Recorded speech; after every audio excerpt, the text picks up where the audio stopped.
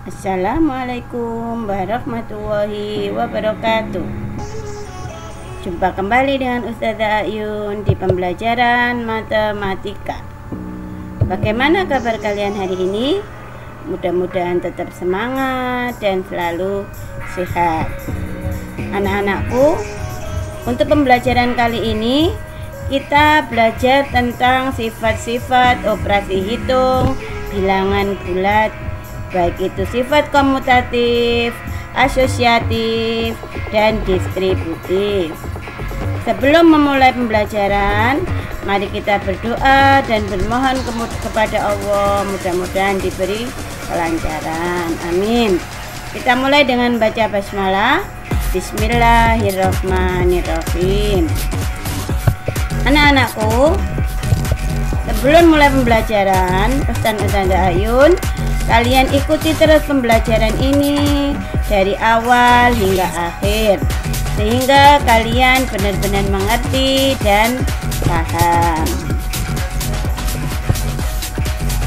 Anak-anakku, untuk yang pertama, kita belajar tentang sifat komutatif atau biasa juga disebut pertukaran. Sifat komutatif hanya berlaku pada operasi penjumlahan dan perkalian bilangan bulat. Jadi sifat komutatif ini hanya berlaku untuk penjumlahan dan perkalian. Ada komutatif penjumlahan, ada komutatif perkalian. Sekarang kita mulai dari yang pertama, yaitu komutatif penjumlahan. Contoh di sini misalnya ada A ditambah B sama dengan B ditambah A. Jadi kalian tinggal membalik saja letaknya.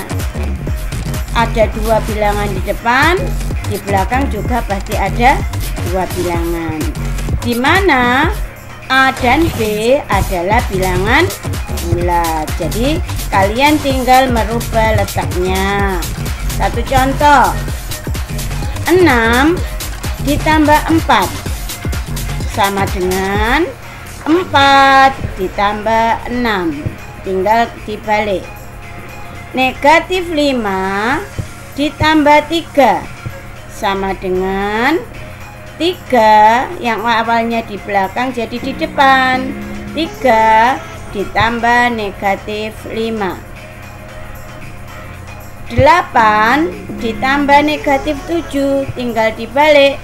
Negatif 7 ditambah 8. Bagaimana hasil dari operasi ini? Sama apa tidak? Tentu sama, ya. 6 tambah 4 berapa? 10. 4 tambah 6 juga 10. Negatif 5 tambah 3 berapa? Ya betul, negatif 2. 3 tambah negatif 5 juga negatif 2. 8 tambah negatif 7, negatif 56. Demikian ketika dibalik, negatif 7 ditambah 8. 8 ditambah negatif 7 sama dengan 1.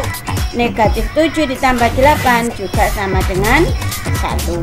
Ini ya, untuk komutatif penjumlahan. Sekarang yang kedua, komutatif perkalian. A dikali B sama dengan B dikali A, di mana A dan B adalah bilangan bulat. Jadi dalam suatu perkalian ketika dibolak-balik itu pasti sama. Perhatikan contoh, 7 kali 8 sama dengan 8 kali 7. Berapa hasilnya? Sama apa benda? Ya tentu sama. 7 kali 8 berapa anak-anak? 56. 8 kali 7 juga 56. Contoh yang kedua, negatif 8 dikali 9 sama dengan, tinggal dibalik, 9 kali negatif 8. Berapa hasilnya? Negatif 72. Demikian juga contoh yang ketiga, negatif 12 dikalikan negatif 10 sama dengan, tinggal kita balik, negatif 10 kali negatif 12. Berapakah hasilnya? 120. Jadi ini sifat komutatif ya, tinggal ditukar. Syaratnya hanya pada penjumlahan dan perkalian antara konstanta yang ada di depan, bilangan yang ada di depan dengan bilangan yang ada di belakang itu pasti sama. Sekarang kita lanjutkan dengan sifat yang kedua, yaitu sifat asosiatif atau pengelompokan. Bagaimana ciri dari sifat asosiatif itu? Sifat asosiatif juga hanya berlaku pada operasi hitung, penjumlahan, dan perkalian saja. Penjumlahan dan perkalian saja. Jadi sama dengan apa tadi? Komutatif. Contoh yang pertama, asosiatif pada penjumlahan.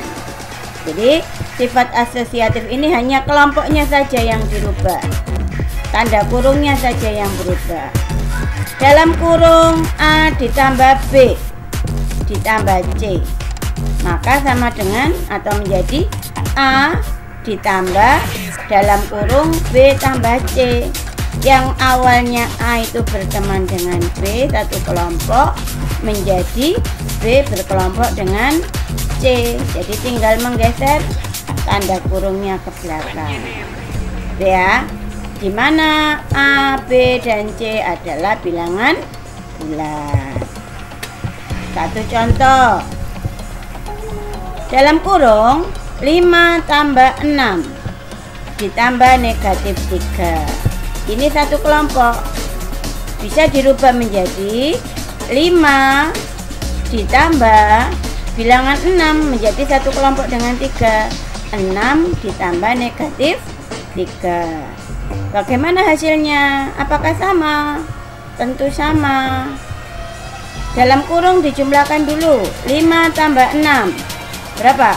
11. 11 ditambah negatif 3 berapa anak-anak? 8. Ya. Selanjutnya 5 ditambah 6 tambah negatif 3. Ini dijumlah dulu dalam kurung. 6 tambah negatif 3 berapa? 3. 3 tambah 5 8. Sama kan hasilnya? Sama-sama 8. Contoh yang kedua, negatif 10 ditambah dalam kurung 8 tambah negatif 2. Dalam kurung dikerjakan dulu. 8 ditambah negatif 2 berapa? 6. 6 kalian tambah dengan negatif 10 berapa? Negatif 4. Sekarang diganti kelompoknya. Yang awalnya 8 itu satu kelompok dengan 2 menjadi 10 dengan 8. Kita kelompokkan. 10 negatif 10 tambah 8 ditambah negatif 2. Negatif 10 tambah 8 berapa? Negatif 2. Negatif 2 ditambah negatif 2 sama dengan negatif 4.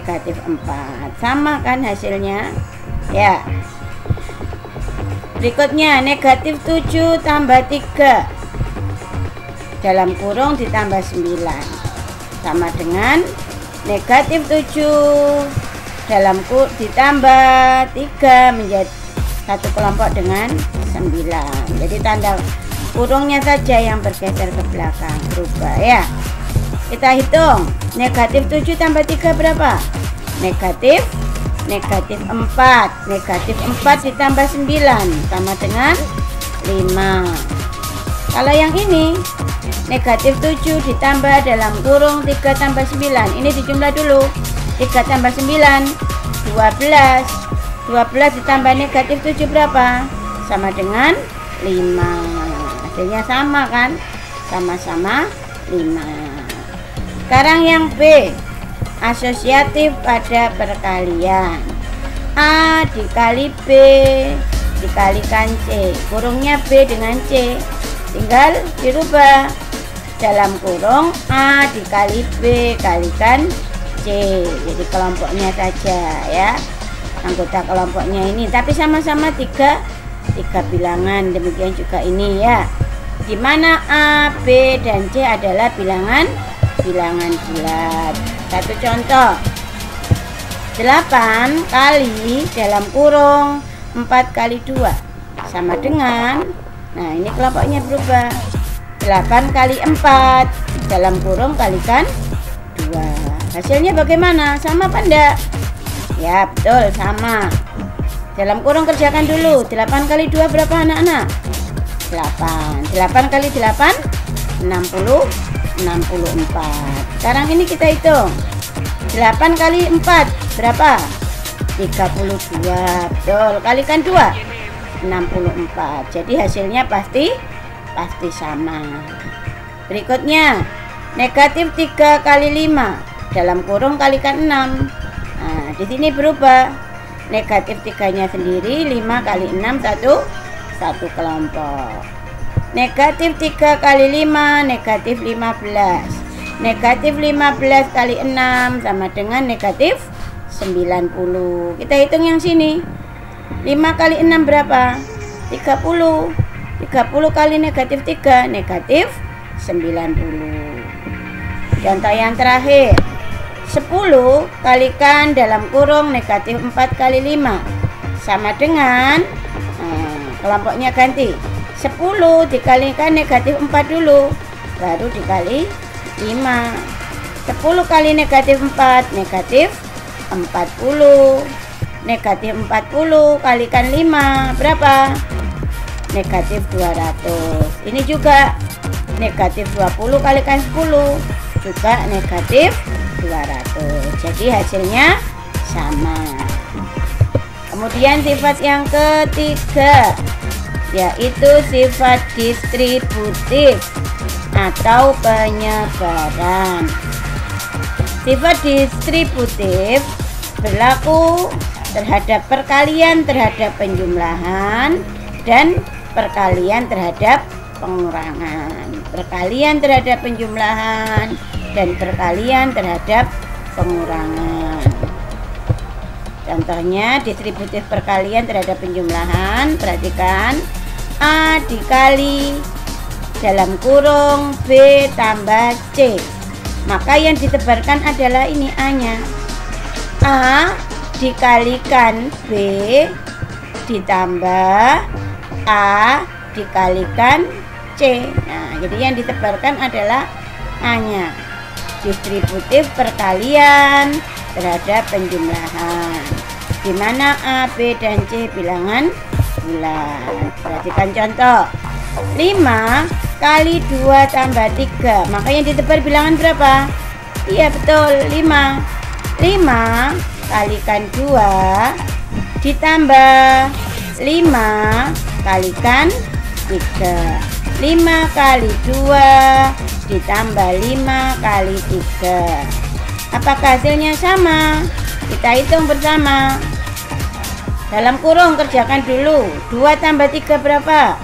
5. 5 kali 5 25. Yang ini 5 kali 2 10. 10 ditambah 5 kali 3 15. 10 tambah 15, ya betul 25. Hasilnya pasti sama. Contoh yang kedua, negatif 6 kali 4 tambah 2, maka yang ditebar adalah berapa? Ya betul, negatif 6. Negatif 6 dikali 4, ya kan, ditambah negatif 6 kali 2. Jadi yang disebarkan adalah negatif 6. Kita hitung hasilnya. 4 tambah 2 berapa? 6. 6 kali negatif 6 negatif 36. Yang ini negatif 6 kali 4 negatif 24 ditambah negatif 6 kali 2 negatif 12 adalah negatif 36. Contoh yang terakhir, ini dibalik, negatif 7 ditambah 2 kali 3 sama dengan, ini yang ditebar adalah berapa? Ya betul, 3. Negatif 7 kali 3 ditambah 2 kali 3. Hasilnya kita lihat. Negatif 14. Negatif 7 tambah 2 berapa? Negatif 5 ya. Negatif 5 kali 3.